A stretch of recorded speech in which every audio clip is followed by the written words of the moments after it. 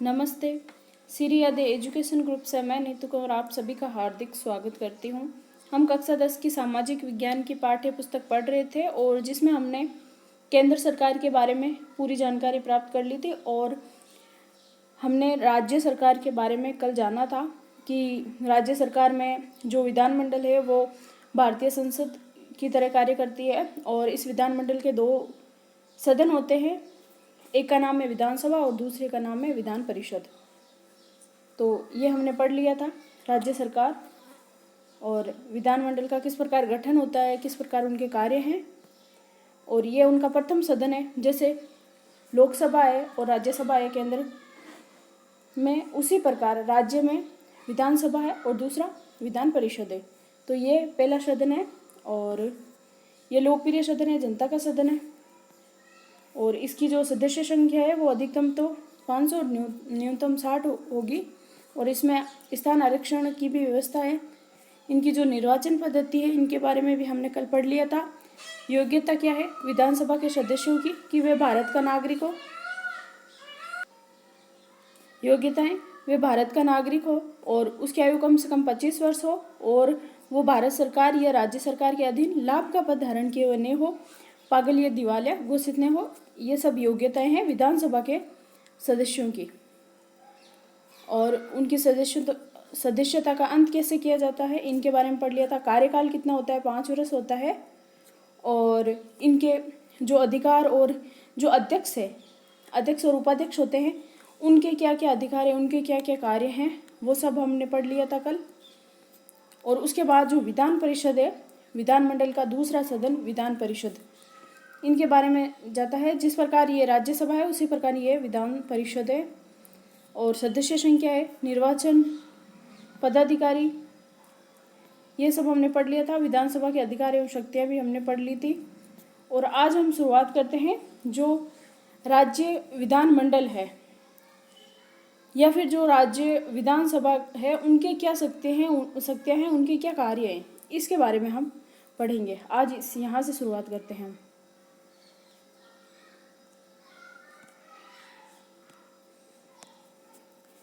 राज्य विधानमंडल यानी जो विधानसभा है ये प्रथम सदन है, लोकप्रिय सदन है।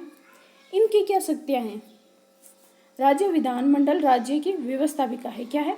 व्यवस्थापिका है और संविधान के द्वारा राज्य विधानमंडल को व्यापक शक्तियाँ प्रदान की गई है। तो ये जो विधानमंडल है इसको व्यापक शक्तियाँ प्रदान की हुई है संविधान के द्वारा। राज्य विधानमंडल की शक्तियों का अध्ययन निम्न रूपों में किया जा सकता है। प्रथम है विधायी शक्ति। विधायी शक्ति में क्या है कि राज्य के विधानमंडल को सामान्यतः उन सभी विषयों पर कानून निर्माण की शक्ति प्राप्त है जो राज्य सूची में और समवर्ती सूची में दिए गए हैं। ये जो विधानमंडल है इसको विधायी शक्ति प्राप्त है और विधायी शक्ति के तहत यानी विधानमंडल को सभी प्रकार के विषयों पर कानून निर्माण की शक्ति प्राप्त है, कानून का निर्माण कर सकती है राज्य सूची में और समवर्ती सूची में, दोनों में। राज्य सूची यानी राज्य से संबंधित कानून बनाना और समवर्ती सूची जिसमें केंद्र और राज्य दोनों के ही कानून बनाने संबंधी प्रावधान है। साधारण विधेयक राज्य विधानमंडल के किसी भी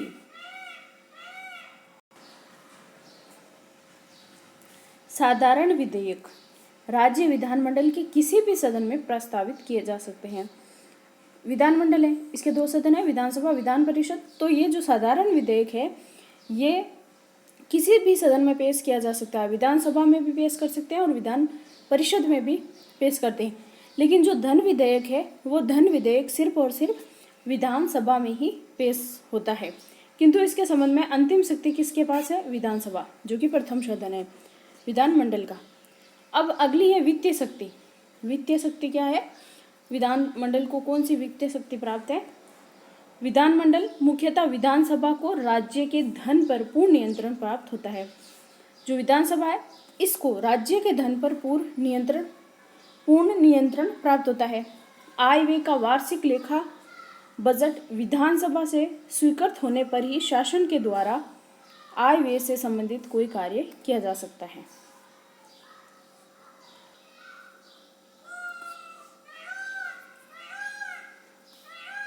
विधानमंडल से विनियोग विधेयक पास होने पर ही सरकार सिंचित निधि से धन निकाल सकती है।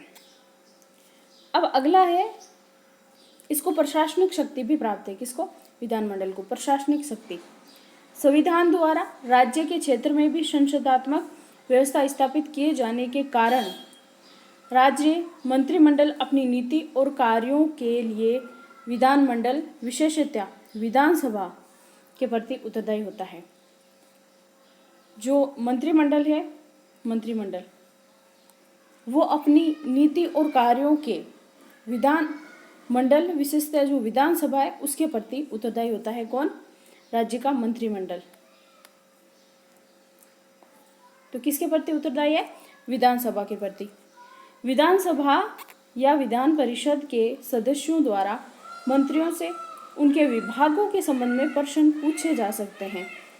मंत्रिमंडल के विरुद्ध निंदा या आलोचना का प्रस्ताव पास किया जा सकता है। किसके विरुद्ध?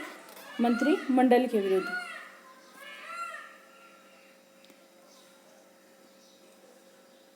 या फिर काम रोको प्रस्ताव पास किया जा सकता है। इन सब के अतिरिक्त विधानसभा के द्वारा अविश्वास प्रस्ताव पास किया जा सकता है। कौन सा? जो विधानसभा है, विधानमंडल का प्रथम सदन जो विधानसभा है, इसके द्वारा अविश्वास प्रस्ताव पास किया जा सकता है, जिसके कारण मंत्रिमंडल को त्याग करना पड़ता है। किसको? मंत्रिमंडल को। तो ये प्रशासनिक शक्ति थी। अब अगला है कि संविधान में संशोधन की शक्ति। अगर संविधान में संशोधन करना है तो ऐसी शक्ति विधानमंडल को प्राप्त है या नहीं है, इसके बारे में जानते हैं। हमारे संविधान की कुछ धाराएं ऐसी है जिनमें संशोधन के लिए जरूरी है कि संसद द्वारा विशेष बहुमत के आधार पर पारित प्रस्ताव को कम से कम आधे राज्यों के विधानमंडलों द्वारा स्वीकार किया जाए। यानी अगर संविधान में संशोधन करना है तो ये जरूरी है कि जो संसद है उसके द्वारा विशेष बहुमत के आधार पर जो प्रस्ताव पारित हो वो कम से कम कितने? आधे राज्यों की जो विधानमंडल है, विधानमंडल क्या है? जैसे केंद्र में संसद है, उसी प्रकार राज्य में ये कार्य करते हैं संसद की तरह। तो अगर ये विधानमंडल द्वारा स्वीकार किए जाएं तो राज्य विधानमंडलों को संविधान संशोधन प्रस्तावित करने का अधिकार नहीं है। राज्य विधानमंडलों को संविधान में संशोधन प्रस्तावित करने का अधिकार नहीं है। राज्य विधानमंडल को केवल अनुसमर्थन या अस्वीकृत कर सकते हैं। ये क्या कर सकते हैं? ये अस्वीकृत कर सकते हैं। कौन? जो विधानमंडल है वो। अब है निर्वाचन संबंधी शक्ति। जो विधानमंडल है इनकी निर्वाचन संबंधी शक्ति क्या है, इनके बारे में जानते हैं। निर्वाचन संबंधी शक्ति, राज्य की विधानसभा के निर्वाचित सदस्य, जो राज्य की विधानसभा है प्रथम सदन, तो इसके जो निर्वाचित सदस्य हैं, निर्वाचित ना कि मनोनीत, निर्वाचित सदस्य राष्ट्रपति तथा राज्यसभा के सदस्यों के निर्वाचन में भाग लेते हैं। यानी इसके जो सदस्य हैं वो जनता द्वारा प्रत्यक्ष रूप से चुने जाते हैं, विधानसभा के सदस्य। तो ये जो विधानसभा के निर्वाचित सदस्य होते हैं वो राष्ट्रपति, जो भारत के राष्ट्रपति, और जो राज्यसभा है, राज्यसभा के जो सदस्य हैं उनके निर्वाचन में भाग लेते हैं। तो ये निर्वाचन संबंधी शक्ति प्राप्त है निर्वाचक विधानमंडल को। अब अगला है राजस्थान विधान परिषद के गठन की प्रक्रिया वे वर्तमान में इनकी स्थिति क्या है, इसके बारे में जान लेते हैं। राजस्थान में वर्तमान में राज्य विधानमंडल का प्रथम सदन ही है। यानी प्रथम सदन कौन सा? विधानसभा। यानी ये जो विधान परिषद है ये द्वितीय सदन है विधानमंडल का। तो ये विधान परिषद हमारे राजस्थान में नहीं है। हमारे राजस्थान में एक ही सदन है और वो है विधानसभा। और कल हमने 7 राज्यों के नाम बताए थे, तो वहाँ पर विधानसभा और विधान परिषद ये दोनों सदन हैं, यानी वह द्विसदनात्मक है शासन व्यवस्था। और जो राजस्थान है यहाँ पर एक ही सदन है। राजस्थान में वर्तमान में राज्य विधानमंडल का प्रथम सदन ही है, जिसे विधानसभा के नाम से जाना जाता है। विधान परिषद के गठन संबंधी प्रस्ताव विधानसभा ने पास कर केंद्र सरकार की अनुमति एवं अनुमोदन हेतु भेजा है। वर्तमान में हमारे राजस्थान में जो विधानसभा है, विधानसभा ने विधान परिषद के गठन के लिए, यानी जो विधानसभा ये प्रथम सदन है और ये विधान परिषद का गठन करना चाहती है, तो इसीलिए गठन संबंधी प्रस्ताव पास करके इन्होंने कहाँ पे भेजा है? केंद्र सरकार की अनुमति हेतु और अनुमोदन हेतु भेजा है। और वर्तमान में गठन संबंधी जो प्रस्ताव है वो केंद्र सरकार के पास है। अतः राजस्थान में विधानमंडल का द्वितीय सदन नहीं है, अभी तो नहीं है। वर्तमान में केंद्र सरकार के अनुमोदन ही पश्चात गठन की प्रक्रिया प्रारंभ की जाएगी। अगर केंद्र सरकार ने स्वीकार कर लिया तो उसके बाद ही हमारे राजस्थान में जो दूसरा सदन है विधान परिषद, इसका गठन हो जाएगा। अब है जो राज्य स्तर पर जो कार्यपालिका है, अभी हमने व्यवस्थापिका के बारे में पढ़ लिया था, अब जो कार्यपालिका है इसके बारे में पढ़ेंगे। व्यवस्थापिका में क्या आया? विधानमंडल आ गया और विधान परिषद आ गया और उसका दूसरा सदन विधानमंडल यानी संसद, उसी राज्य की संसद, उसी प्रकार दोनों सदन विधानसभा और विधान परिषद। अब जो कार्यपालिका है, जिस प्रकार केंद्र स्तर पर कार्यपालिका है, उसी प्रकार राज्य में भी कार्यपालिका है। इसमें कौन कौन आते हैं? जैसे राज्यपाल, मुख्यमंत्री और मंत्रिमंडल, ये तीनों आते हैं कार्यपालिका में। तो वहाँ पर केंद्र में जो कार्यपालिका है उसमें कौन कौन आते हैं? जैसे राष्ट्रपति आते हैं और प्रधानमंत्री आते हैं और मंत्रिमंडल आते हैं, मंत्रिपरिषद। तो अब हम जान लेते हैं जो राज्य की कार्यपालिका है इसके क्या क्या कार्य हैं, क्या क्या शक्तियाँ हैं और कौन कौन से अधिकारी हैं, इनके बारे में जान लेते हैं। राज्य की कार्यपालिका में राज्यपाल और एक मंत्रिपरिषद होती है। जिस प्रकार केंद्र में राष्ट्रपति और मंत्रिपरिषद होते हैं, उसी प्रकार राज्य में भी मंत्रिपरिषद होगी और वहाँ पर राष्ट्रपति है और यहाँ पे राष्ट्रपति की तरह ही कार्य करते हैं राज्यपाल। तो अगर आप लोगों ने केंद्र सरकार के बारे में पूरा जान लिया है, इससे अगला वाला जो वीडियो था वो देख के, तो ये सब टॉपिक आपको बहुत अच्छे से समझ में आएंगे, क्योंकि ये सब उसी से संबंधित है। अगर वो आपने नहीं देखा है तो उसको ज़रूर देखें केंद्र सरकार के बारे में। तो वो 2 वीडियो बने हैं, तो वो ज़रूर देखें। प्रधानमंत्री के बारे में, राष्ट्रपति के बारे में, संसद के बारे में, लोकसभा, राज्यसभा, उपराष्ट्रपति, इन सब के बारे में मैंने अच्छे से डिटेल से पूरा समझाया है। तो अगर आप लोगों ने वो वीडियो नहीं देखा है तो पहले वो भी ज़रूर देखें और उसके बाद आप ये देखेंगे तो एकदम अच्छे से समझ में आ जाएंगे और जो भी कॉन्सेप्ट है वो क्लियर हो जाएंगे। तो जो ये राज्यपाल है, ये राज्य में राष्ट्रपति की तरह कार्य करता है। जिस प्रकार राष्ट्रपति केंद्र में कार्य करते हैं उसी प्रकार, और जो मंत्रिपरिषद है, केंद्र सेंटर में भी मंत्रिपरिषद है, उसी प्रकार राज्य में भी एक मंत्रिपरिषद होती है। और मंत्रिपरिषद का हेड कौन है? यहाँ पर मुख्यमंत्री है और केंद्र में कौन होता है? प्रधानमंत्री होता है। संविधान के द्वारा राज्यों में भी संसदात्मक व्यवस्था की स्थापना की गई है। तो राज्य की कार्यपालिका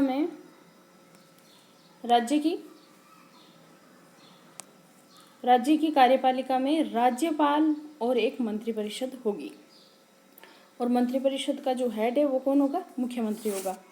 संविधान के द्वारा राज्य में संसदात्मक व्यवस्था की स्थापना की गई है। कौन सी? संसदात्मक। और एक संसदात्मक व्यवस्था में राज्यपाल, राज्य की कार्यपालिका का वैधानिक प्रधान होता है। कौन? ये जो कार्यपालिका का प्रधान कौन होता है? राज्यपाल होता है कानूनी तौर पर। और जबकि जो मुख्यमंत्री है और उसकी जो मंत्रिपरिषद है वो राज्य की कार्यपालिका सत्ता की वास्तविक प्रधान होती है। जैसे कि केंद्र स्तर पर हमने पढ़ा था, जो कार्यपालिका शक्ति है, जो राष्ट्रपति है वो नाम मात्र का प्रधान होता है कार्यपालिका में, लेकिन जो मुख्य शक्ति है कार्यपालिका की वो किस में होती है? कार्यपालिका की जो सत्ता की वास्तविक शक्ति किस में होती है? वो होती है प्रधानमंत्री में। तो उसी प्रकार राज्य में भी जो कार्यपालिका की नामात्र की शक्ति राज्यपाल के पास होती है और जो वास्तविक शक्ति होती है वो मुख्यमंत्री के पास होती है।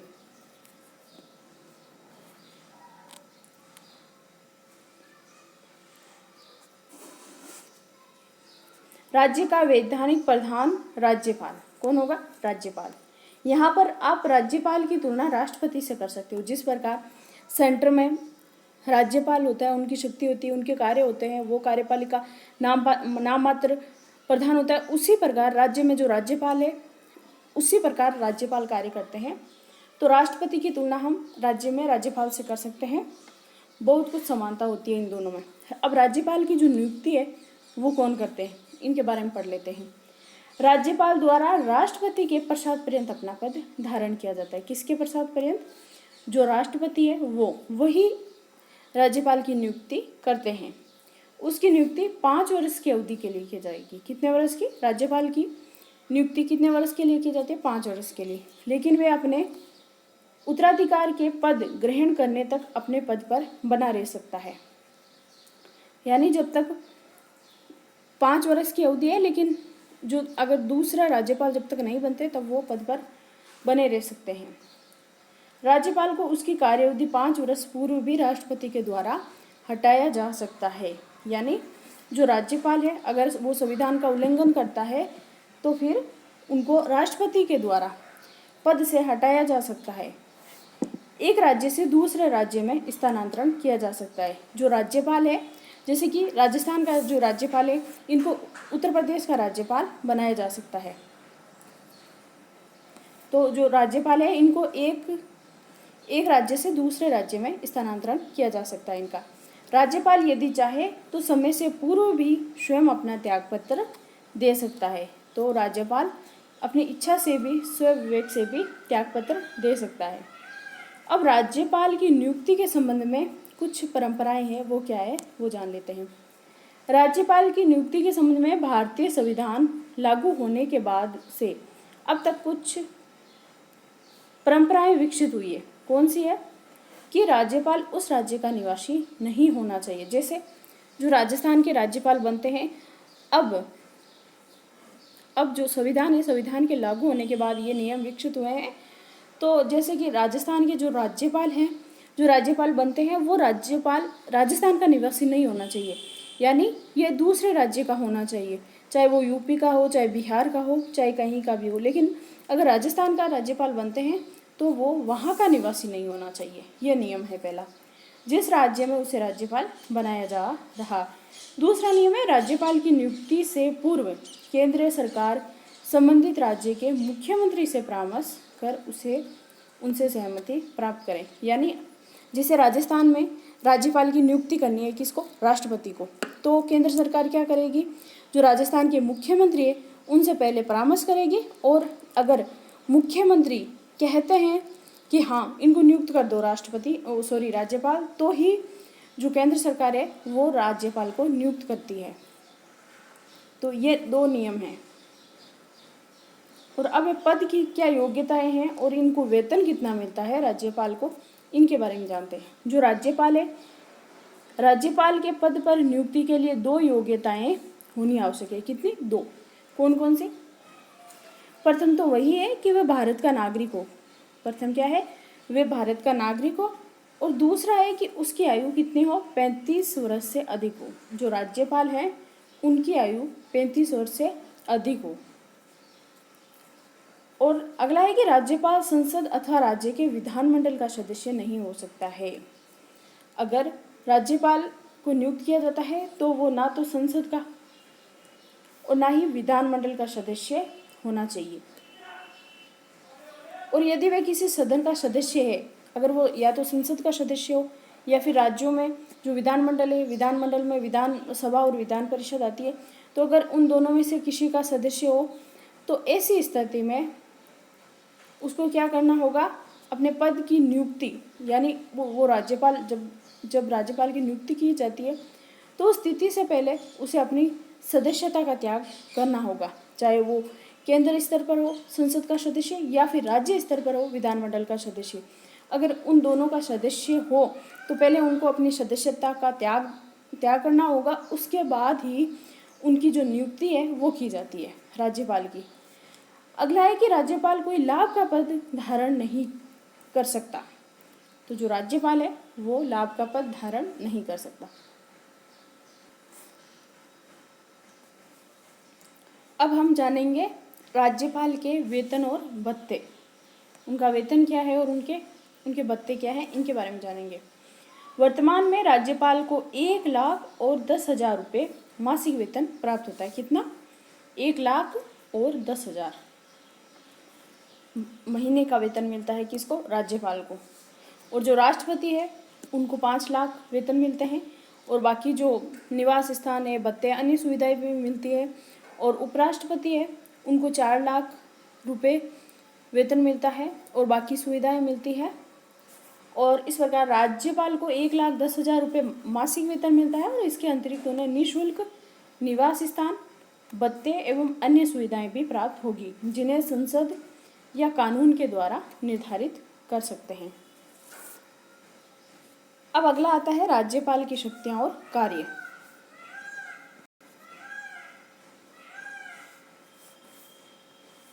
राज्यपाल की शक्तियां और कार्य। संविधान के द्वारा राज्यपाल को पर्याप्त और व्यापक शक्तियां प्रदान की गई है। किसके द्वारा? संविधान के द्वारा। किसको? राज्यपाल को। तो संविधान के द्वारा राज्यपाल को व्यापक शक्तियां प्रदान की गई है। राज्य में राज्यपाल की वही स्थिति है जो कि केंद्र में राष्ट्रपति की। ये बहुत ही महत्वपूर्ण बात है कि राज्य में वही स्थिति है उनकी जो केंद्र में राष्ट्रपति की है, वही शक्तियां प्राप्त है।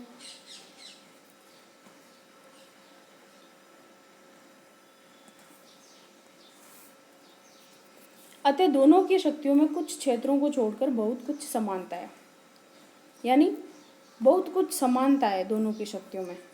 ऐसा नहीं है कि जो सब सारी शक्तियां जो राष्ट्रपति को प्राप्त है वही सारी शक्तियां राज्यपाल को प्राप्त है, ऐसा नहीं है, लेकिन बहुत कुछ समानताएं हैं इनकी शक्तियों में। दुर्गादास जो बसु है उनके शब्दों में वो कहते हैं कि थोड़े में राज्यपाल की शक्तियां राष्ट्रपति के समान हैं। सिर्फ कूटनीतिक और जो सैनिक है और जो संकटकालीन अधिकार है उनको छोड़कर बाकी राष्ट्रपति और राज्यपाल की शक्तियां सेम है। राज्यपाल की शक्तियों का अध्ययन निम्नलिखित रूपों में किया जा सकता है। कौन कौन सी शक्तियां हैं? जैसे कार्यपालिका शक्ति। कार्यपालिका शक्ति, जो कार्यपालिका का नाम मात्र का प्रधान होते हैं राज्यपाल, और जो प्रमुख प्रधान होते हैं वो होते हैं मुख्यमंत्री। राज्य की कार्यपालिका शक्तियां किसमें निहित है? राज्यपाल में, जिनका प्रयोग वे स्वयं तथा अधीनस्थ पदाधिकारियों द्वारा करता है। वे मुख्यमंत्री की नियुक्ति करता है। अब यहाँ पे क्या लिखा है कि वे मुख्यमंत्री की नियुक्ति करता है, और अभी हमने जब राज्यपाल की नियुक्ति के बारे में पढ़ा था तो उसमें पढ़ा था कि जो राष्ट्रपति है वो राज्यपाल की नियुक्ति तो करता है, लेकिन वो जो मुख्यमंत्री है इनसे सलाह और परामर्श लेता है, उसके बाद वो राज्यपाल की नियुक्ति करता है। तो इस संबंध में अगर देखा जाए तो मुख्यमंत्री की सहायता से राष्ट्रपति राज्यपाल की नियुक्ति करते हैं, और जो राज्यपाल है वो मुख्यमंत्री की नियुक्ति करते हैं तथा उसके परामर्श पर अन्य मंत्रियों की। पहले जिस प्रकार मंत्रिपरिषद में, केंद्र में मंत्रिपरिषद में जो प्रमुख होता है प्रधानमंत्री, तो प्रधानमंत्री की नियुक्ति राष्ट्रपति करते हैं, और फिर प्रधानमंत्री की सलाह पर ही जो मंत्रिपरिषद के बाकी सदस्य हैं उनकी, जो बाकी मंत्री हैं उनकी नियुक्ति करते हैं राष्ट्रपति। उसी प्रकार राज्य में मुख्यमंत्री की नियुक्ति करते हैं राज्यपाल, और फिर मुख्यमंत्री की सलाह पर ही जो दूसरे मंत्री हैं उनकी नियुक्ति करते हैं राज्यपाल। वह अधिवक्ता और राज्य लोक सेवा आयोग के अध्यक्ष और सदस्यों की नियुक्ति करता है। राज्यपाल अधिवक्ता और जो राज्य लोक सेवा आयोग है उनके अध्यक्ष की भी और सदस्यों की भी नियुक्ति करता है कौन? राज्यपाल। उच्च न्यायालय के न्यायाधीशों की नियुक्ति के संबंध में राष्ट्रपति संबंधित राज्य के राज्यपाल से परामर्श लेता है। ये उच्च न्यायालय के जो न्यायाधीश है इनकी नियुक्ति कौन करते हैं? राष्ट्रपति करते हैं। जो उच्च न्यायालय के न्यायाधीश हैं उनकी नियुक्ति राष्ट्रपति करते हैं, और राष्ट्रपति जो राष्ट्रपति है वो किससे परामर्श लेते हैं? उसी राज्य के, जिस राज्य में उच्च न्यायालय के न्यायाधीशों की नियुक्ति करनी है, उस राज्य के जो राज्यपाल हैं उनसे परामर्श लेने के बाद ही वो उच्च न्यायालय के न्यायाधीशों की नियुक्ति करते हैं। अब है राज्यपाल की कार्यपालिका शक्तियां राज्य सूची में उल्लेखित विषयों तक विस्तृत है। संवर्ती सूची के विषयों पर राष्ट्रपति की स्वीकृति से वे अपने अधिकार का प्रयोग करता है। कौन? राष्ट्रपति। जो संवर्ती सूची है, संवर्ती सूची यानी जो राज्य से संबंधित हो और जो केंद्र से संबंधित हो, दोनों प्रकार से संबंधित जो कानून है, जो व्यवस्था है, उन दोनों के विषयों से संबंधित जो जानकारी है उनकी राष्ट्रपति की स्वीकृति से वे अपने अधिकार का प्रयोग करता है। कौन? राज्यपाल।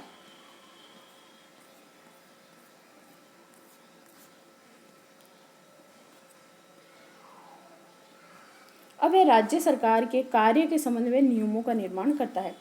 राज्य में जो कार्य करने हैं, जो कानून बनाने हैं और जो राज्य का विकास करना है, उनसे संबंधित जो नियम उनका निर्माण करता है राज्यपाल।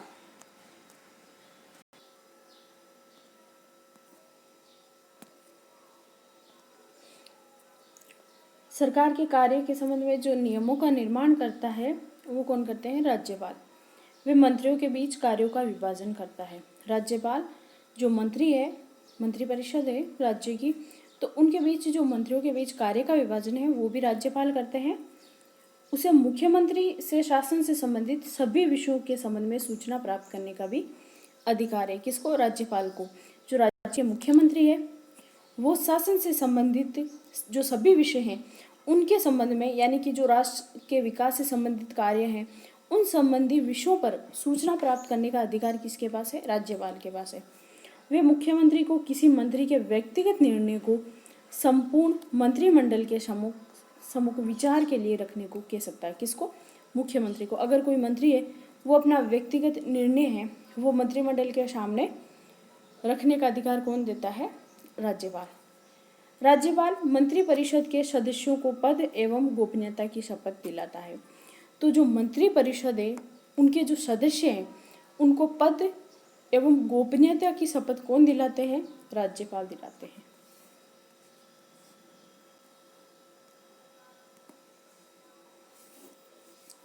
तो पद और गोपनीयता की शपथ दिलाते हैं मंत्रिपरिषद के सदस्यों को। उनके त्याग पत्र स्वीकार करता है, त्याग पत्र स्वीकार करता है एवं उन्हें मुख्यमंत्री सहित पद विमुक्त भी करता है। तो जो राज्यपाल है वो जो मंत्रिपरिषद के सदस्य हैं उनके त्याग पत्र स्वीकार करता है और उन्हें जो मुख्यमंत्री है, मुख्यमंत्री सहित उनके पद से विमुक्त भी करता है। कौन? राज्यपाल। अब राज्यपाल के पास जो विधायी शक्तियां हैं वो कौन कौन सी है इसके बारे में जान लेते हैं। विधायी शक्तियों के बारे में, राज्यपाल राज्य की व्यवस्थापिका का एक अविभाज्य अंग है। यानी व्यवस्थापिका के अंग कौन है? राज्यपाल है।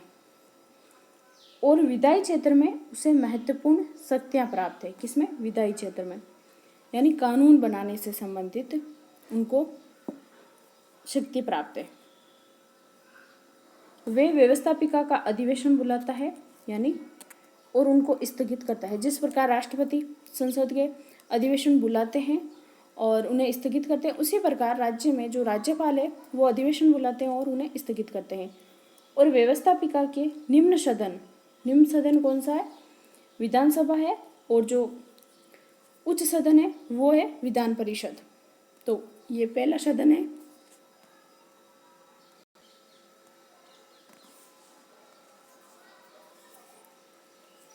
तो विधानसभा को भंग कर सकता है कौन? राज्यपाल। विधानसभा जिस प्रकार केंद्र में लोकसभा है उनको कभी भी भंग किया जा सकता है। अभी तक 9 बार लोकसभा को भंग किया जा चुका है। उसी प्रकार राज्य में विधानसभा को भंग कर सकते हैं, लेकिन जो विधान परिषद है वो एक स्थायी सदन है और उसको भंग नहीं किया जा सकता। आम चुनाव के बाद वे विधानमंडल की पहली बैठक को संबोधित करता है। तो विधानमंडल की जो पहली बैठक होती है उसको कौन संबोधित करते हैं? राज्यपाल करते हैं। और उसके बाद वे विधानमंडल को संदेश भी भेज सकता है। अगला है कि राज्य विधानसभा द्वारा पारित विधेयक पर राज्यपाल की स्वीकृति आवश्यक है। अगर राज्य विधानसभा द्वारा कोई भी विधेयक पारित किया जाता है तो जो राज्यपाल है उनकी स्वीकृति आवश्यक है। जिस प्रकार केंद्र में राष्ट्रपति की स्वीकृति आवश्यक है किसी भी बिल को पारित करने के लिए, फिर जब राष्ट्रपति उनको स्वीकृति दे देता है या अपने हस्ताक्षर कर देता है तो बाद में वो कानून बन जाता है, उसी प्रकार जो विधानसभा में विधेयक हैं उन पर उनकी स्वीकृति राज्यपाल से लेनी आवश्यक होती है। वे विधेयक को अस्वीकृत भी कर सकता है या पुनर्विचार के लिए भी विधानमंडल को लौटा सकता है। अब आप यहाँ पे बस इतना सा याद रखिए कि जिस प्रकार संसद कार्य करती है, उनके जो राष्ट्रपति है वो कार्य करता है, कोई भी विधेयक आता है वो संसद के दोनों सदनों में कौन से भी आ सकता है, लेकिन बाद में जब राष्ट्रपति के पास भेजा जाता है तो राष्ट्रपति उसको स्वीकार भी कर सकता है और उनको अस्वीकार भी कर सकता है और वापस पुनर्विचार के लिए भी लौटा सकता है। बस उसी प्रकार जो राज्य का प्रशासन है, जो व्यवस्थापिका से संबंधित है, राज्यपाल किस प्रकार से कार्य करता है, तो सेम टू सेम वो राष्ट्रपति वाला ही टॉपिक है। तो आप पहले वाले टॉपिक को भी अच्छे से समझ लें तो ये अच्छे से समझ में आ जाएगा। तो यदि जो विधानमंडल है दूसरी बार भी विधेयक को पारित कर देता है तो राज्यपाल को स्वीकृति देनी ही होगी। कुछ विधेयकों को वे राष्ट्रपति के विचार के लिए भी रक्षित रख सकता है।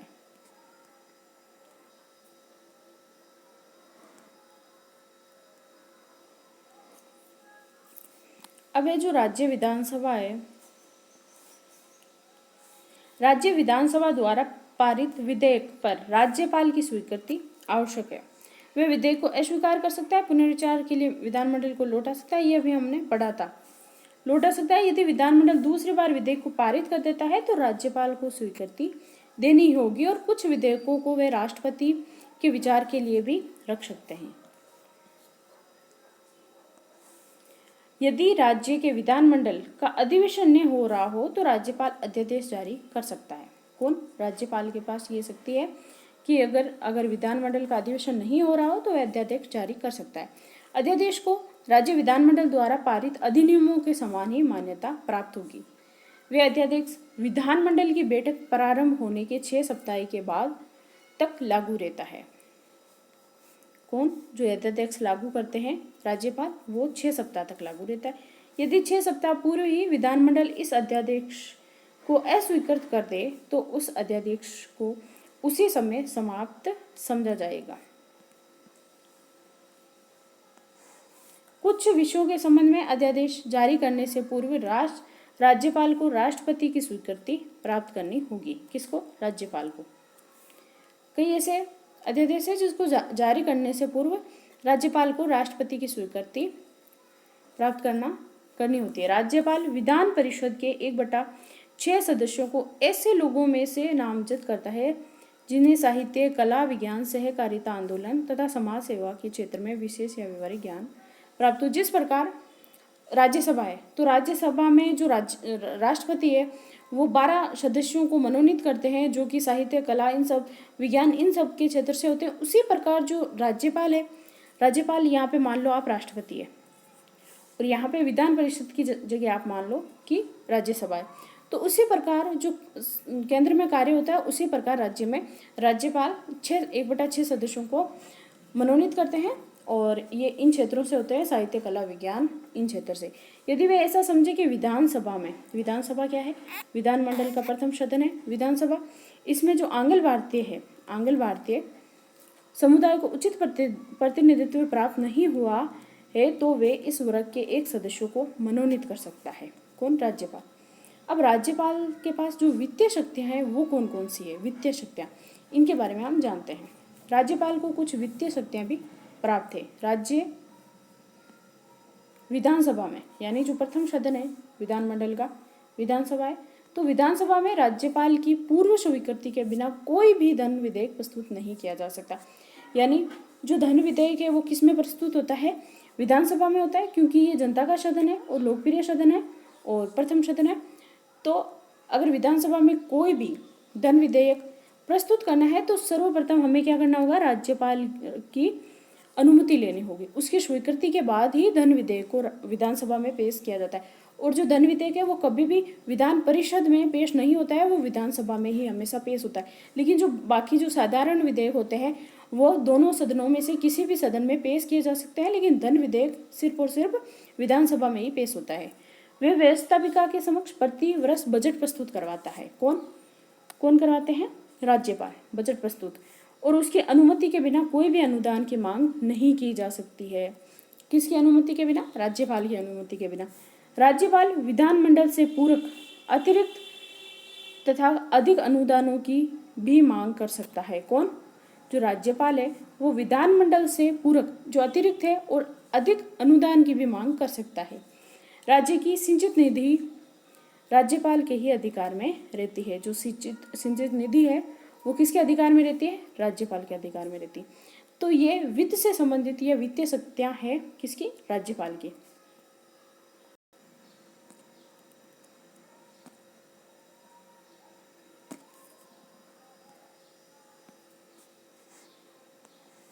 अब है राज्यपाल की जो न्यायिक शक्तियां प्राप्त है राज्यपाल को, वो कौन कौन से है उसके बारे में जानते हैं हम।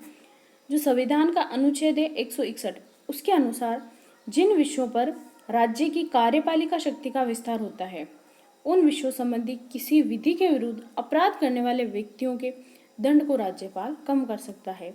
जिस प्रकार केंद्र में जो राष्ट्रपति है वो किसी के भी दंड को, जैसे मृत्यु दंड है, उसको आजीवन कारावास में बदल सकते हैं, और किसी भी अपराधी के दंड को कम कर सकते हैं या उसको माफ भी कर सकते हैं।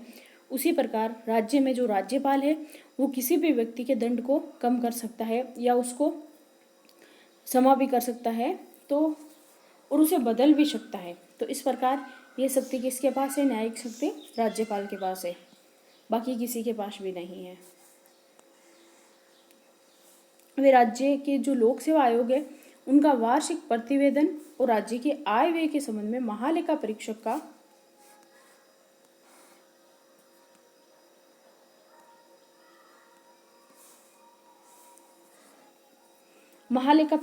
का प्रतिवेदन प्राप्त करता है और उन्हें विधानमंडल के समक्ष रखता है। कौन? राज्यपाल। अगर वे देखता है कि राज्य का प्रशासन संविधान के अनुसार चलना संभव नहीं है, यानी राज्य का जो प्रशासन है वो संविधान के अनुसार चलना संभव नहीं है, तो वे राष्ट्रपति को राज्य में संवैधानिक तंत्र की विफलता के संबंध में सूचना देता है। तो ये सूचना कौन देते हैं? राष्ट्रपति। अगर राज्य में संविधान के अनुसार प्रशासन नहीं चल रहा है तो फिर जो राज्यपाल है वो सूचना देगा राष्ट्रपति को, और जो राष्ट्रपति है फिर वो राज्य में राष्ट्रपति शासन लागू हो जाता है, और उसकी रिपोर्ट के आधार पर अनुच्छेद 356 के अंतर्गत राज्य में राष्ट्रपति शासन लागू करने की सिफारिश केंद्रीय मंत्रिमंडल द्वारा की जा सकती है। तो अगर राष्ट्रपति शासन लागू होता है, क्यों होता है राष्ट्रपति शासन राज्यों में लागू? अगर जो संवैधानिक तंत्र है अगर वो विफल हो जाता है, संविधान के अनुसार, नियमों के अनुसार कार्य नहीं होता है राज्य में, तो फिर वहाँ पर राष्ट्रपति शासन लागू हो जाता है। फिर ये जो विधानमंडल है, विधानसभा है और जो विधान परिषद है, ये सभी भंग हो जाती है। तो फिर वहाँ पर कौन कार्य करता है? फिर राष्ट्रपति शासन लागू हो जाता है, तो जो केंद्रीय प्रशासन है वो लागू हो जाता है वहाँ पर। और ये कौन सा अनुच्छेद है? 356 अनुच्छेद के अंतर्गत राष्ट्रपति शासन लागू होता है। उसके बाद है राज्यपाल राज्य में कुलाधिपति होने के नाते केंद्रीय विश्वविद्यालयों को छोड़कर राज्य के जो विश्वविद्यालयों के कुलपतियों की नियुक्ति करता है और उन्हें पद से हटा सकता है। यानी जो प्रोफेसर होते हैं उनकी नियुक्ति कौन करते हैं? राज्य के राज्यपाल करते हैं, और उन्हें पद से भी हटा सकते हैं। कौन? राज्यपाल। अब अगला है विविध शक्तियां। अब बाकी कौन कौन सी शक्तियां हैं राज्यपाल के पास? उपयुक्त के अतिरिक्त राज्यपाल को कुछ अन्य शक्तियां भी प्राप्त है, जैसे राज्यपाल की स्थिति। राज्यपाल की स्थिति क्या है? संविधान के अनुच्छेद 163 एक के अनुसार जिन बातों के संबंध में संविधान द्वारा या संविधान के अधीन राज्यपाल से अपेक्षा की जाती है कि वे अपने कार्यों को सविवेक से करें, उन बातों को छोड़कर राज्यपाल को अपने कार्यों का निर्वाह करने में सहायता और मंत्रणा देने के लिए मंत्रिपरिषद होगी। तो अगर राज्यपाल को कोई कार्य करना है तो राज्यपाल को कार्य में परामर्श देने के लिए क्या होगी? मंत्रिपरिषद होगी, और मंत्रिपरिषद का जो मुखिया है वो होगा मुख्यमंत्री। प्रधान कौन होगा? मुख्यमंत्री होगा। वर्तमान समय में जम्मू कश्मीर, नागालैंड, सिक्किम और अरुणाचल प्रदेश के राज्यपाल को ही इस प्रकार की विवेकात्मक शक्तियां प्राप्त है। यद्यपि संविधान के द्वारा राज्यपाल को स्वविवेकी शक्तियां प्रदान नहीं की गई है, यानी स्वविवेकी शक्तियां राज्यपाल को प्रदान नहीं है, वो किसको है? राष्ट्रपति को प्रदान है। संसदात्मक शासन की परंपरा के अनुसार उससे ये आशा की जाती है कि वे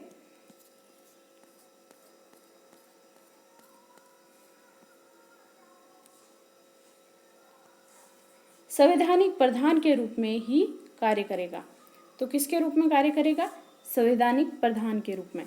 फिर भी कुछ ऐसे अवसर आ सकते हैं जब वे अपने विवेक का प्रयोग कर सके, यानी ऐसी स्थिति में वो अपने विवेक का कार्य कर सकते हैं। ऐसे अवसर कौन कौन से?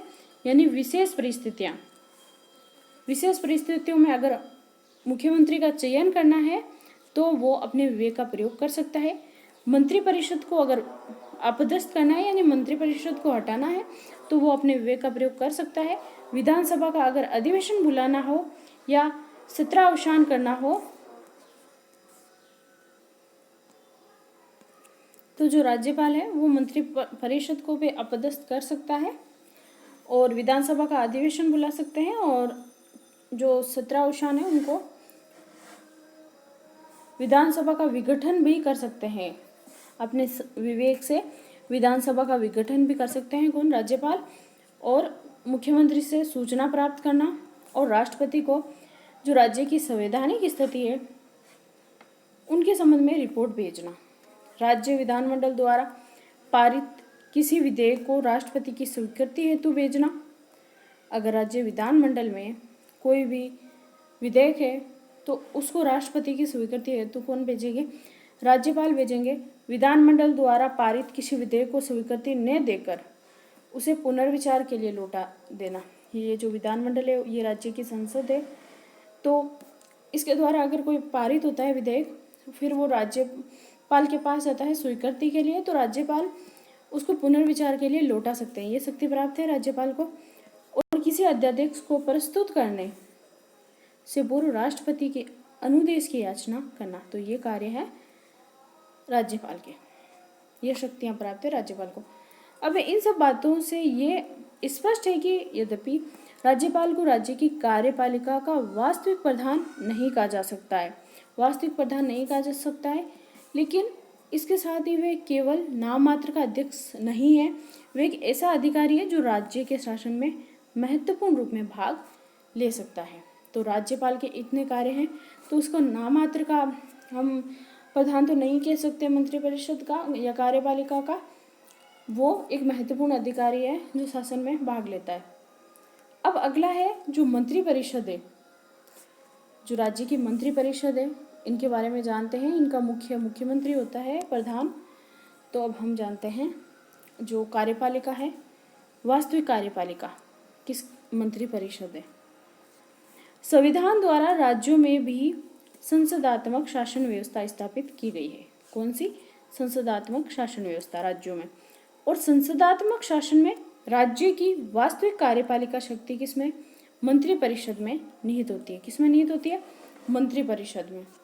तो राज्य में जो संसदात्मक शासन है वो राज्य की जो वास्तविक कार्यपालिका शक्ति है वो किसमें है? मंत्रिपरिषद में निहित होती है, जो कि राज्य की विधानसभा के प्रति उत्तरदायी होती है। जिस प्रकार केंद्र में जो मंत्रिपरिषद है वो किसके प्रति उत्तरदायी है? वो लोकसभा के प्रति उत्तरदायी है। उसी प्रकार राज्य में जो मंत्रिपरिषद है वो विधानसभा के प्रति उत्तरदायी होती है। और अगर व्यक्तिगत रूप से मंत्रिपरिषद के जो सदस्य हैं वो किसके प्रति उत्तरदायी होते हैं? राष्ट्रपति के प्रति। तो अब राज्य की जो मंत्रिपरिषद है उनका गठन कैसे होता है, इनके बारे में हम जान लेते हैं। राज्य की मंत्रिपरिषद का गठन, मुख्यमंत्री की नियुक्ति। अब जो राज्य की मंत्रिपरिषद है, इस मंत्रिपरिषद का जो प्रधान होता है वो मुख्यमंत्री होता है। तो इस मुख्यमंत्री की नियुक्ति के बारे में हम जान लेते हैं। मुख्यमंत्री की नियुक्ति राज्य की मंत्रिपरिषद के गठन का कौन सा चरण है? प्रथम चरण है। अनुच्छेद 164 में कहा गया है कि राज्यपाल मुख्यमंत्री की नियुक्ति करेगा। ये कौन सा अनुच्छेद है? 164 में कहा गया है कि जो राज्यपाल है वो मुख्यमंत्री की नियुक्ति करेगा और फिर मुख्यमंत्री की सलाह से वो अन्य मंत्रियों की नियुक्ति करेगा। कौन? जो राज्यपाल है पहले तो मुख्यमंत्री की नियुक्ति कर लेगा, उसके बाद मुख्यमंत्री से सलाह लेगा, परामर्श लेगा, और जो बाकी सदस्य हैं मंत्री और जो बाकी मंत्री है इनकी नियुक्ति करेगा कौन? राज्यपाल। लेकिन सलाह किसकी लेगा? मुख्यमंत्री की। इस संबंध में निश्चित परंपरा यह है कि राज्य की विधानसभा में बहुमत दल के नेता को राज्यपाल मुख्यमंत्री पद पर नियुक्त करता है। यानी जो ये विधानसभा है, विधानसभा जैसे कि केंद्र में लोकसभा है, उसी प्रकार संसद का जो प्रथम सदन है ये विधानसभा है, विधानमंडल का प्रथम सदन विधानसभा, और द्वितीय जो सदन है वो है विधान परिषद। तो जो ये विधानसभा है ये जनता का सदन है, क्योंकि जनता इसमें प्रत्यक्ष रूप से सदस्यों का चुनाव करती है। तो इसमें जो बहुमत प्राप्त कर लेगा जो नेता, उसी को ही जो राज्यपाल है वो मुख्यमंत्री के पद पर नियुक्त करते हैं। अब है मंत्रियों का चयन। मंत्रियों का चयन, अन्य मंत्रियों का चयन मुख्यमंत्री ही करता है। कौन करता है? अच्छा, मुख्यमंत्री करता है अन्य मंत्रियों का चयन, और वे मंत्रियों के नामों तथा उनके विभागों की जो सूची है वो किसको देता है? राज्यपाल को देता है। तो जो अन्य मंत्री है उनकी नियुक्ति कौन करते हैं? उनका चयन कौन करते हैं? ये मुख्यमंत्री। तो चयन कौन करता है? मुख्यमंत्री करता है अन्य मंत्रियों की, और वह मंत्रियों के नाम है, उनके विभागों की सूची है वो राज्यपाल को देता है। यानी किस मंत्री को कौन सा विभाग देना है, इनकी सूची जो मुख्यमंत्री है वो राज्यपाल को देता है। मंत्रिपरिषद का गठन करना मुख्यमंत्री का विशेषाधिकार माना जाता है। जो ये मंत्रिपरिषद है इनका गठन करना, मंत्रिपरिषद इनका गठन करना जो मुख्यमंत्री है इनका विशेषाधिकार माना जाता है, क्योंकि मंत्रिपरिषद का जो प्रधान होता है ये मुख्यमंत्री ही होता है। यानी आप समझ सकते हो कि जिस प्रकार केंद्र में मंत्रिपरिषद होती है उसका मुखिया कौन होता है? मुख्यमंत्री होता है, और मुख्यमंत्री की सलाह से ही फिर जो राष्ट्रपति है वो अन्य मंत्रियों को चुनते हैं। उसी प्रकार ये सिस्टम है, जिस प्रकार सेंट्रल लेवल पर जो प्रधानमंत्री कार्य करते हैं मंत्रिपरिषद के विषय में, उसी प्रकार राज्य स्तर पर जो मुख्यमंत्री है वो कार्य करते हैं मंत्रिपरिषद के विषय में। मंत्रिपरिषद में कितने सदस्य हो इसका निर्णय कौन करता है? मुख्यमंत्री ही करता है। यानी जो मंत्रिपरिषद में इसमें कितने सदस्य होने चाहिए इसका निर्णय कौन करते हैं? मुख्यमंत्री करते हैं। 91वें संविधान संशोधन अधिनियम द्वारा मंत्रिपरिषद के आकार को विधानसभा सदस्य संख्या का 15% तक सीमित कर दिया गया है। कितना? 15% तक। 91वें संविधान संशोधन अधिनियम द्वारा, यानी ये जो मंत्रिपरिषद है राज्य की मंत्रिपरिषद, जो कार्यपालिका की शक्ति है मंत्रिपरिषद में ही होती है। तो जो मंत्रिपरिषद है इसका आकार, यानी जो विधानसभा है, विधानसभा में कितने सदस्य हैं? तो उन सदस्यों का सिर्फ और सिर्फ कितना? 15%। यानी 15% ही कौन होंगे? जो मंत्री होंगे वो चुने जाएंगे, इससे ज़्यादा मंत्री नहीं चुने जाएंगे। तो कितने भी जितने सदस्य होंगे विधानसभा के, जैसे अधिकतम 500 और न्यूनतम 60 हो सकते हैं, तो उन्हीं सदस्यों में से 15% मंत्रियों को चुना जाता है। मंत्रियों के चयन में मुख्यमंत्री व्यवहारिक दृष्टि से निम्न बातों को ध्यान में रखता है। प्रथम क्या है कि राज्य के सभी क्षेत्रों वर्गों को मंत्रिपरिषद में न्याय संगत, जो राज्य के सभी क्षेत्र हैं वर्ग है उनको मंत्रिपरिषद में न्याय संगत ढंग से प्रतिनिधित्व दिया जाता है। अगला है सामान्यतः मुख्यमंत्री द्वारा अपने ही दल में से मंत्रिपरिषद का निर्माण किया जाता है। मुख्यमंत्री अपने ही दल में से मंत्रिपरिषद का निर्माण करते हैं, जिससे कि मंत्रिपरिषद एक इकाई के रूप में कार्य कर सकते हैं। अब जो मंत्रिपरिषद के जो मंत्री हैं उनकी क्या क्या योग्यताएं हैं इनके बारे में हम जान लेते हैं। मंत्रियों की योग्यताएं। मंत्रिपरिषद के सभी सदस्यों के लिए ये आवश्यक है कि वे विधानमंडल के किसी सदन के सदस्य हो। अगर किसी को मंत्रिपरिषद का मंत्री बनना है तो उनको ये जरूरी है कि वो जो विधानमंडल है, यानी संसद, राज्य की संसद कह सकते हैं हम इनको, तो विधानमंडल के दोनों सदन है, विधानसभा और विधान परिषद, तो इनमें से किसी एक का सदस्य होना जरूरी है, तभी वो मंत्री परिषद का मंत्री बनते हैं। यदि कोई व्यक्ति मंत्री पद पर नियुक्त के समय विधानमंडल का सदस्य नहीं है, यानी उसको मंत्री बना दिया जाता है और वो विधानमंडल का सदस्य नहीं है, तो उसके लिए 6 माह के भीतर ही विधानमंडल की सदस्यता प्राप्त करना आवश्यक होता है। उसको 6 महीने का टाइम दिया जाता है, 6 महीने के अंदर उनको विधानमंडल का सदस्य बनना जरूरी है, चाहे वो विधानसभा का सदस्य बने या फिर दूसरा सदन है विधान परिषद उसका सदस्य बने।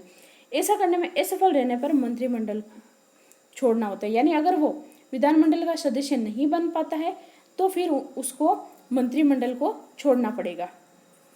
अब अगला है मंत्रियों का कार्य विभाजन। जो मंत्री बनते हैं मंत्रिपरिषद में, उनमें कार्यों का विभाजन किस प्रकार होता है इसके बारे में जान लेते हैं। राज्यपाल मुख्यमंत्री के परामर्श के अनुसार, जो राज्यपाल है वो मुख्यमंत्री से परामर्श लेगा, उनके परामर्श के अनुसार ही मंत्रियों में कार्य का विभाजन करता है, यानी किस मंत्री को कौन सा विभाग देना है और जो राष्ट्र से संबंधित कार्य होते हैं वो कौन से मंत्री को कौन सा कार्य देता है तो वो राज्यपाल देगा, लेकिन मुख्यमंत्री की सलाह के अनुसार देगा। मंत्री के अधिकार के अंतर्गत प्राय एक ही प्रमुख विभाग होता है, किंतु कभी कभी एक से अधिक भी विभाग भी रहते हैं, यानी एक मंत्री को एक ही विभाग दिया जाता है लेकिन कभी कभी उनको एक से अधिक विभाग भी दे दिया जाता है। अब है मंत्रियों द्वारा शपथ ग्रहण। तो जो मंत्री है मंत्रिपरिषद के, उनको शपथ ग्रहण उनके बारे में जानते हैं कि पद ग्रहण से पूर्व मंत्रियों को राज्यपाल के समक्ष 2 शपथ लेनी होती है, यानी पद को ग्रहण करने से पहले ही उनको 2 शपथ लेनी पड़ती है। पहली तो है पद के कर्तव्य पालन की तथा दूसरी है गोपनीयता की। तो मंत्रियों को कितनी शपथ लेनी पड़ती है? 2, पद के कर्तव्य पालन की और दूसरी है गोपनीयता की। अब जो मंत्रिपरिषद के मंत्री है वो कौन कौन से हैं, उनकी श्रेणियाँ कौन कौन से हैं उनके बारे में जान लेते हैं। राज्य की मंत्रिपरिषद में भी मंत्रियों की 3 श्रेणियाँ होती है। कैबिनेट मंत्री या मंत्रिमंडल के सदस्य। जिस प्रकार सेंटर में हमने पढ़ा था कैबिनेट मंत्री, राज्य मंत्री, उप मंत्री, मंत्रिपरिषद में 3 प्रकार के मंत्री होते हैं और तीनों को अलग अलग विभाग दिए होते हैं, अलग अलग शक्तियाँ होती हैं। उसी प्रकार जो राज्य हैं उसमें भी ये 3 प्रकार के मंत्री है, कैबिनेट मंत्री, मंत्रिमंडल के सदस्य और दूसरा है राज्य मंत्री और अगला है उप मंत्री। ये जो कैबिनेट मंत्री है ये महत्वपूर्ण होते हैं, इनको विभाग दिया होता है, और जो राज्य मंत्री है ये इनके कैबिनेट मंत्रियों की सहायता करते हैं, और जो ये उप मंत्री है इनको प्रशासन से संबंधित कार्य दिए हुए होते हैं। कैबिनेट के सदस्य सबसे अधिक महत्वपूर्ण होते हैं। अभी हमने जाना जो कैबिनेट के मंत्री है ये सबसे महत्वपूर्ण होते हैं और कैबिनेट के द्वारा ही सामूहिक रूप से शासन की नीति का निर्धारण किया जाता है। दूसरे स्तर पर जो राज्य मंत्री होते हैं वो होते हैं, ये अभी हमने जाना ये राज्य मंत्री ये दूसरे स्तर पर होते हैं। सबसे महत्वपूर्ण कैबिनेट मंत्री होते हैं, उसके बाद राज्य मंत्री होते हैं। कुछ राज्य मंत्री को किसी विभाग का स्वतंत्र प्रभार भी दिया जा सकता है। कुछ राज्य मंत्रियों को किसी विभाग का स्वतंत्र राज्यभार भी दिया जा सकता है और बाकी कुछ को जो राज्य मंत्री है इनको कैबिनेट मंत्रियों की सहायता करने के लिए बनाया जाता है। और कुछ राज्य मंत्री कैबिनेट मंत्री के कार्य में हाथ बंटाते हैं, यानी उनकी सहायता करते हैं। राज्य मंत्री के बाद जो उप मंत्री आते हैं वो कैबिनेट मंत्री के सहायक के रूप में भी कार्य करते हैं। अब अगला है मंत्रिपरिषद का कार्यकाल।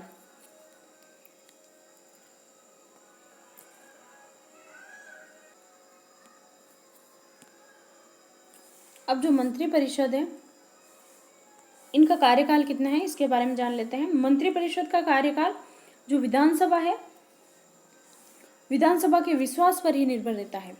किसके विश्वास पर?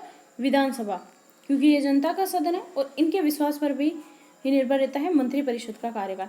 सामान्य तौर पर मंत्रिपरिषद का अधिकतम कार्यकाल कितना होता है? 5 वर्ष होता है, क्योंकि विधानसभा का कार्यकाल भी कितना होता है? 5 वर्ष होता है। तो मंत्रिपरिषद का कार्यकाल कितना होता है? 5 वर्ष होता है। अब अगला है सामूहिक उत्तरदायित्व। जो मंत्रिपरिषद है वो सामूहिक रूप से किसके प्रति उत्तरदायी होती है? विधानसभा के प्रति। और अगर व्यक्तिगत रूप से देखें तो वो किसके प्रति उत्तरदायी होती है? राज्यपाल के प्रति। तो मंत्रिपरिषद सामूहिक रूप से विधानसभा के प्रति उत्तरदायी होती है। राज्य विधानसभा किसी मंत्री के विरुद्ध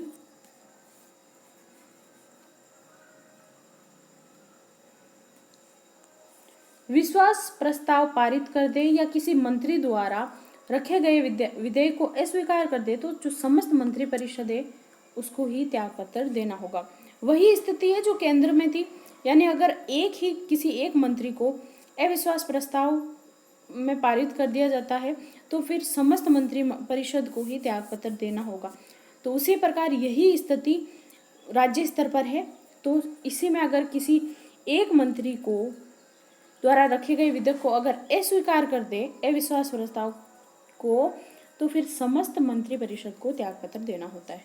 ये कोई स्थायी नहीं है, ये किसके विश्वास पर ही बनी रहती है, जो विधानसभा है उनके। अब है वेतन और भत्ते। संविधान के अनुच्छेद 164(5) के अनुसार मंत्रियों के वेतन और भत्ते निश्चित करने का अधिकार किसके पास है? जो राज्य की विधानमंडल है उनको है। ये विधानमंडल क्या है? राज्य की एक प्रकार से संसद है। इनके 2 सदन है, राज्यसभा और विधान परिषद। तो इन सब के सदस्य मिलकर ही जो मंत्री परिषद है, इनके मंत्रियों के वेतन और भत्ते को निश्चित करते हैं। ये अधिकार विधान परिषद के पास है। तो अब जो मंत्री परिषद की कार्य प्रणाली है उसके बारे में जान लेते हैं कि किस प्रकार मंत्री परिषद कार्य करती है। मंत्री परिषद की कार्य प्रणाली। मंत्री परिषद की सबसे अधिक महत्वपूर्ण इकाई मंत्रिमंडल है। क्या है? मंत्रिमंडल। और मंत्रिमंडल ही सभी महत्वपूर्ण मामलों में निर्णय लेते हैं, यानी जो कैबिनेट स्तर के मंत्री होते हैं वो किस में आते हैं? मंत्रिमंडल में आते हैं। तो मंत्रिमंडल किसका भाग है? मंत्री परिषद का। मंत्री परिषद इसमें बड़ी संख्या में मंत्री होते हैं, लेकिन जो मंत्रिमंडल है इसमें कम संख्या में मंत्री होते हैं और ये महत्वपूर्ण है मंत्रिमंडल। तो सभी मामलों में निर्णय कौन लेता है? मंत्रिमंडल लेता है। मंत्रिमंडल की बैठकें प्राय सप्ताह में एक बार होती है। सप्ताह में कितनी बार होती है? एक बार होती है इसकी बैठक।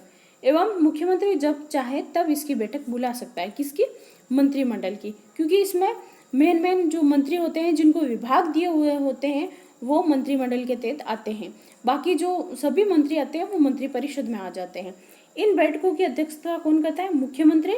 और मुख्यमंत्री की अनुपस्थिति में कौन करेगा? जो वरिष्ठतम मंत्री होगा वो इन बैठकों की अध्यक्षता करता है। और बैठक का कोई भी कोरम गणपूर्ति नहीं होता है। मंत्रिमंडल की कार्यवाही के 2 प्रमुख नियम हैं। किसकी? मंत्रिमंडल की कार्यवाही के। सामूहिक उत्तरदायित्व और गोपनीयता। कौन कौन सा है? एक तो सामूहिक उत्तरदायित्व और गोपनीयता। मंत्रिमंडल की बैठकों में सामान्यतः सभी निर्णय एक मत से लिए जाते हैं।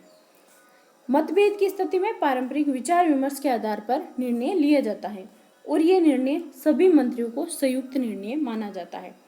मंत्री परिषद के प्रत्येक सदस्य द्वारा गोपनीयता की शपथ ली जाती है और मंत्रिमंडल की कार्यवाही तथा निर्णय गुप्त रखे जाते हैं। तो अब हम कल मंत्री परिषद की शक्तियां और इनके क्या क्या कार्य हैं इनके बारे में जानेंगे। आज जानेंगे तो फिर वीडियो बहुत बड़ा बन जाएगा, आप भी देखते देखते बोर हो जाओगे। फिर शासन की जो नीति का निर्धारण करते हैं और इन सब के बारे में जानेंगे। फिर मुख्यमंत्री है, इनके बारे में पढ़ेंगे पूरा, मुख्यमंत्री के बारे में।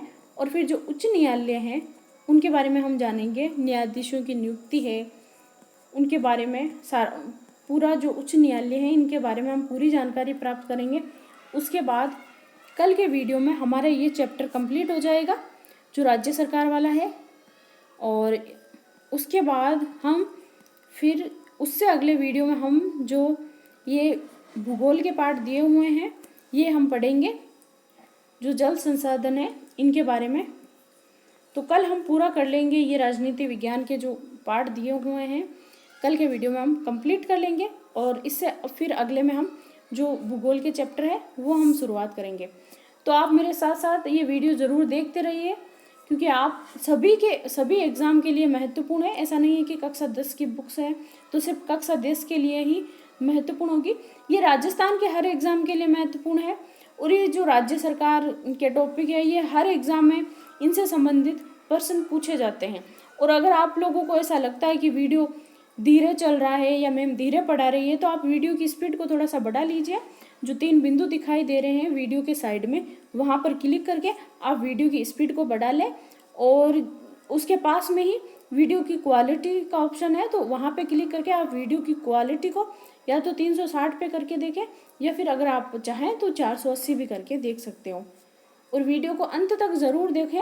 और जो भी मैं वीडियो अपलोड करती हूँ वो सभी देखें। हर एग्ज़ाम को पास करने के लिए न्यू है, ये बेसिक चीज़ें हैं, हर एग्ज़ाम में आती है। तो अगर आप लोगों को वीडियो अच्छा लगा है तो लाइक करें और इसको शेयर करें। और चैनल को अभी तक सब्सक्राइब नहीं किया है तो सबसे पहले जो वीडियो के नीचे रेड कलर में सब्सक्राइब लिखा है उस पर क्लिक कर दें और पास में जो बेल आइकन बना है उस पर क्लिक कर दें, ताकि कोई भी जो वीडियो अपलोड हो तो उसकी नोटिफिकेशन सबसे पहले आपके पास पहुंच जाए। तो धन्यवाद, आज के लिए इतना ही। बहुत बहुत धन्यवाद आपका कि आपने मेरा वीडियो पूरा देखा और ऐसे ही साथ देते रहिएगा। तो जय हिंद, जय भारत।